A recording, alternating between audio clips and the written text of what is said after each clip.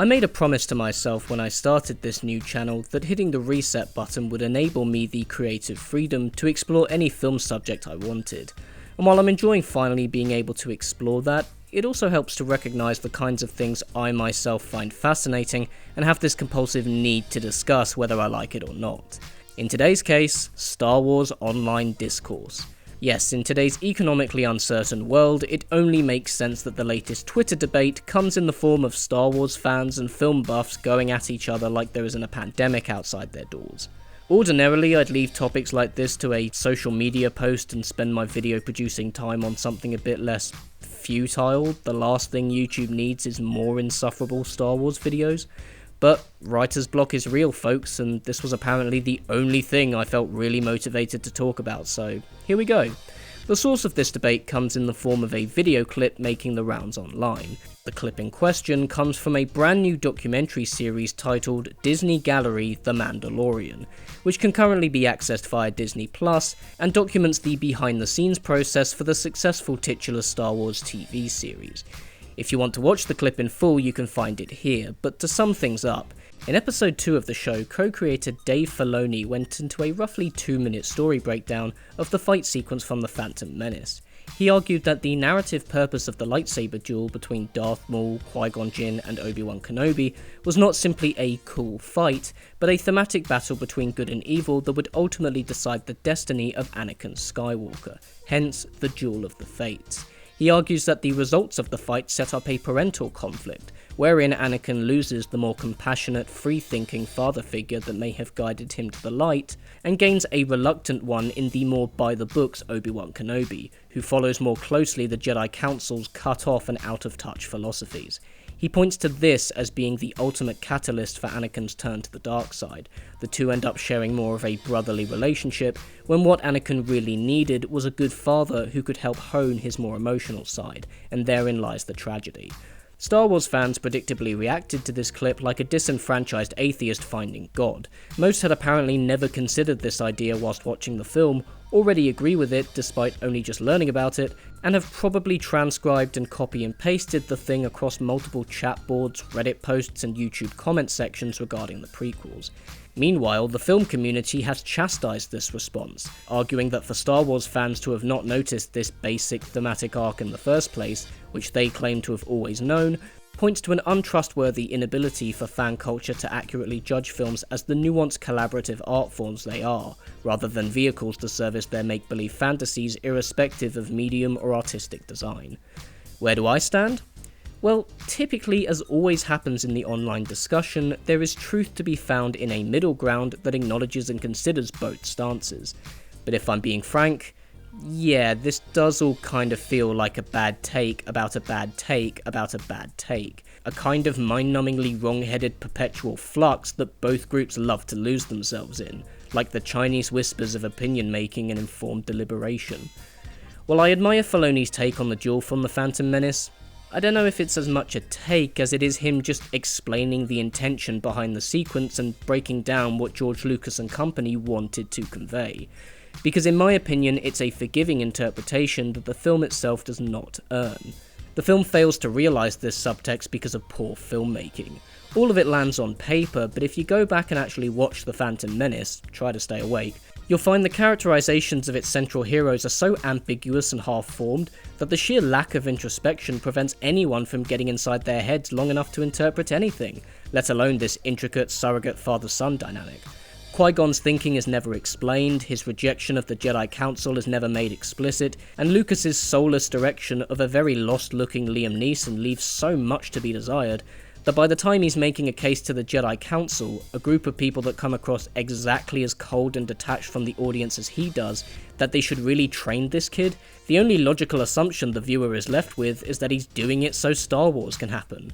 Meanwhile, Obi-Wan Kenobi is a side note who quietly gets abandoned halfway through the movie, only to come into the spotlight at the very end, and even then we're told virtually nothing about him. Never mind that none of this is supported anyway by the film's inept visual storytelling or lifeless editing.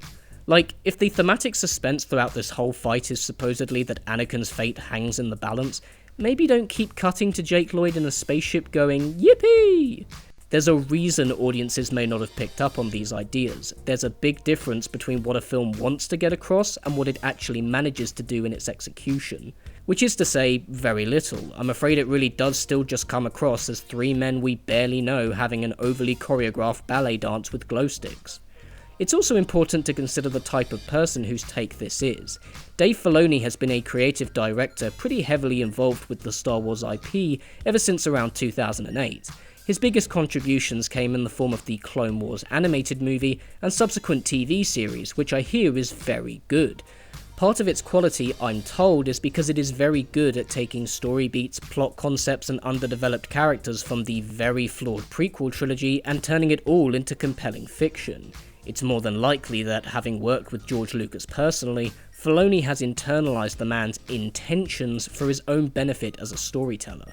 He's an artist whose livelihood has basically revolved around fixing this story for so long now, he probably remembers this scene and this movie as he's needed to all these years.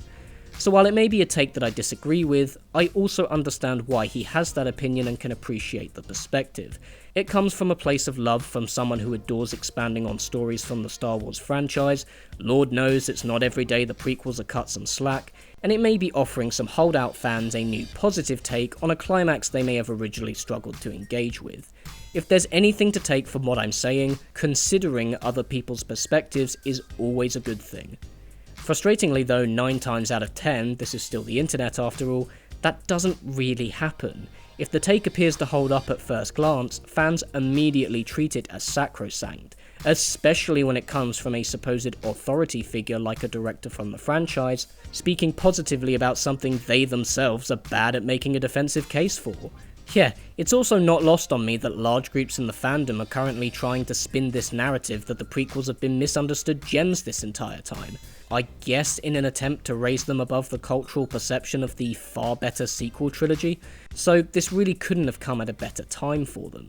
And so unfortunately, instead of things like this inspiring thoughtful conversation wherein fans and film viewers alike can consider different perspectives, acknowledge that no opinion is definitive, analyse how these takes may relate to their own personal experiences, and, have an actual discussion, everyone simply chooses their agenda, takes their position, and goes to war. What's weird is how, under normal circumstances, you'd expect the reductive discourse to take shape in people saying either, yes, this idea holds up, or no, it does not. But with this it's, wow, I never thought about it like that, you're absolutely right and I agree with you, or it's, I've always known this was the idea, how could you possibly be so stupid? It never occurred to anyone to ask themselves, yeah, but does the film even convey all that? And you know what? A part of me gets it. To the people that genuinely care about movie making and how we judge film as not just an art form but a piece of entertainment media that comes together through compromise and arrangement, seeing fans just decide they share a smart sounding person's opinion without acknowledging those things is pretty aggravating. But there's also not a lot that could be done about it. Star Wars fans will always care more about canon and continuity than how successfully a film achieves its ambition through genuine craft. If it's supposed to be meaningful, then it just is.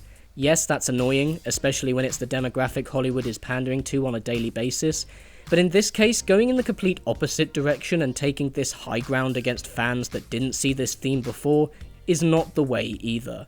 Again, as we've already established, the supposed subtext of the fight sequence in The Phantom Menace does not work on the fundamental basis of film language. It does not align well enough with what the movie has shown us in its imagery, told us about its characters through dialogue, or inferred through set design, direction, costume, editing, or sound mixing. So film bros then sporting this pretense that they've always known the meaning behind the scene because they're the intellects who can read movies is pretentious bollocks in equal measure. Now, it's possible and even quite likely that if you did pick up on this theme before now, it was with the help of the preceding prequels making that dynamic a lot more explicit, allowing you to maybe come back to the scene with perhaps a different view, but I really struggled to see how anyone could have extrapolated this central thematic focus from The Phantom Menace on its own. If Filoni's take changes the scene for the better in your eyes, that's absolutely awesome, but we really don't need to frame things as if it's been misunderstood all these years like it's the fault of the viewer. It is definitely that of the filmmakers. How to wrap this up? Well, assuming there's anyone still watching who I haven't offended, As is everything with the online conversation, it's about engaging with people before taking a stance. It is possible to appreciate someone's take on a Star Wars scene without necessarily agreeing with it. So the next time this happens, and believe me, there will be a next time, give it some thought, use it to facilitate respectful discussion, don't be so quick to jump down each other's throats, and save me from feeling the need to make another video on Star Wars and film Twitter discourse, because now I feel dirty. May the Force be with you. This video is sponsored by me. I put my own blood, sweat and tears into these videos, and according to YouTube analytics, 85% of people watching Sam's channel are not subscribed. If you feel like helping me out, please consider hitting that subscribe button, sharing this video and commenting below, and for the extra reassurance, feel free to also click on the notification bell so you know exactly when a new video goes up. Thanks for watching everyone, and stay safe.